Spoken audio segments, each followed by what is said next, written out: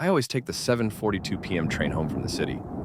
After 12 years, it's become a ritual as familiar as breathing. Board the second-to-last car, claim the same window seat facing forward, and let the gentle rocking motion ease the day's tension from my shoulders. The quiet car is my sanctuary, a bubble of peace between my hectic office and home. Tonight was no different. The November air bit through my coat as I hurried across the platform, briefcase swinging at my side. The train sat waiting, windows glowing amber against the early darkness. I climbed aboard, nodding to the conductor, the older gentleman with salt and pepper hair who's worked this line for years. "Evening, Mr. Wallace," he said, punching my monthly pass. I settled into my usual spot, pleased to find the car nearly empty. Just a college student with headphones 3 rows ahead and an elderly woman knitting across the aisle. Perfect. I loosened my tie, pulled out my novel, and sank into the worn fabric seat as the train lurched forward.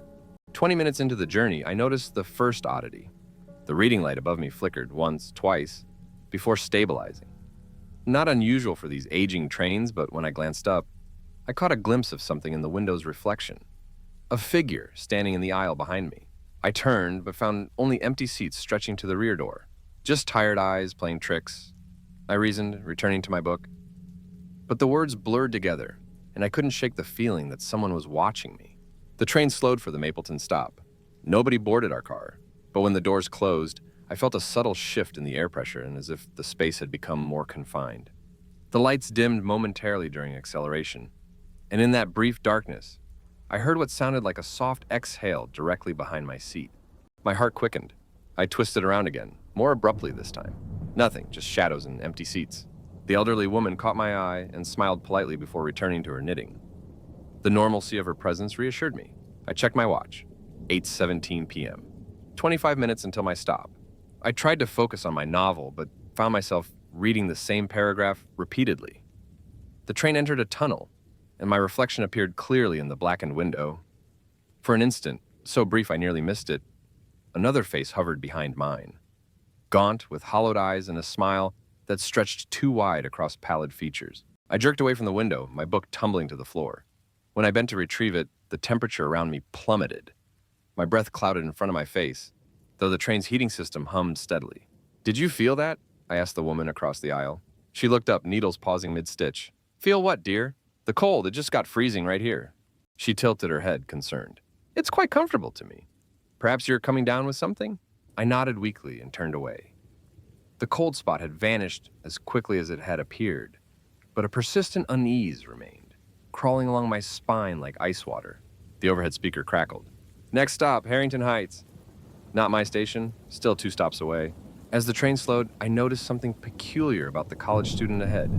He hadn't moved or adjusted his headphones once during the journey. His posture was unnaturally rigid, head angled slightly downward. The train stopped. The doors opened, admitting a gust of cold air, but no passengers.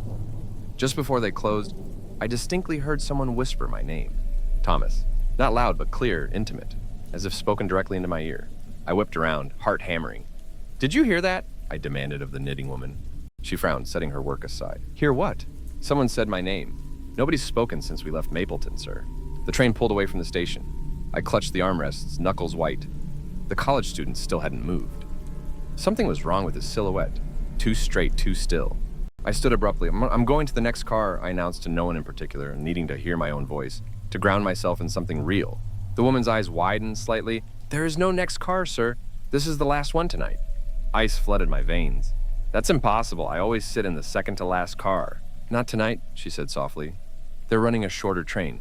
Track maintenance." I sank back into my seat, disoriented. Had I been so distracted that I didn't notice the missing car? The lights flickered again, longer this time. In the momentary darkness, I felt something brush against the back of my neck, light as a breath, cold as winter. When the lights returned, the college student was facing me, headphones around his neck. Except he wasn't a college student at all. His face was oddly blank, features slightly blurred, as if viewed through frosted glass. In his eyes, they reflected the overhead lights like polished silver coins. "Thomas," he said, voice resonating with an impossible echo, "you weren't meant to be here tonight." I tried to respond, but my throat constricted. The temperature plummeted again, and this time frost crystallized along the windows.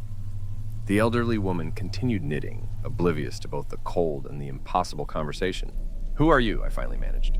His smile widened, revealing teeth too uniform, too white. A regular, like you.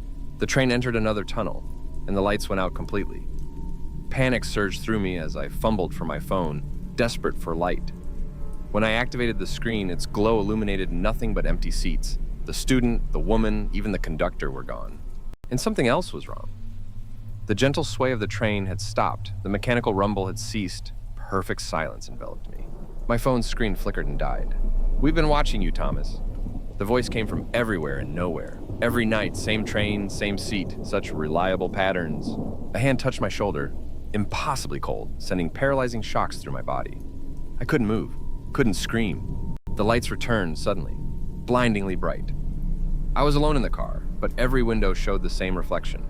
The entity with the too wide smile and silver eyes watching me from every angle. "What do you want?" I gasped.